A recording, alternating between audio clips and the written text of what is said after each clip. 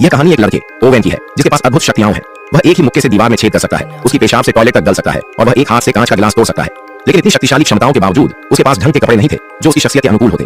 उसका दोस्त केट उसकी इस समस्या को समझता है और उसके लिए एक खास लड़ाकू पोशाक तैयार करता है और उसे एंड बॉय नाम देता है। इसके बाद दोनों दोस्तों ने मिलकर समाज में न्याय की रक्षा करने की ठानी। एक दिन ओवेन ने एक लुटेरे को देखा और उसे सबक सिखाने के लिए दौड़ पड़ा, लेकिन लुटेरा डरने के बजाय उसका मजाक उड़ाने लगा और धीरे धीरे उसकी ओर बढ़ने लगा।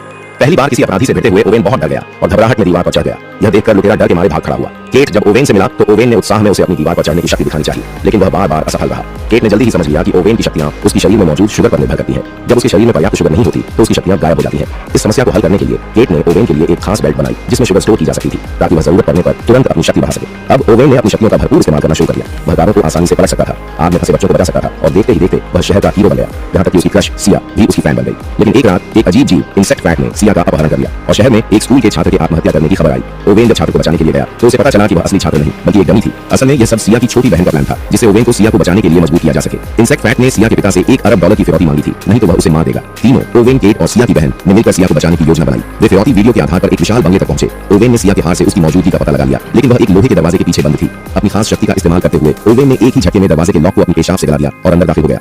अंदर उन्हें एक लैब मिली जिसमें सिया को एक बड़े कांच के कंटेनर में बंद रखा गया था। जैसे ही ओवेन उसे बचाने की कोशिश कर रहा था, अचानक इंसेक्ट फैट वहां आ धमका और ओवेन को उसी कांच के कंटेनर में बंद कर दिया।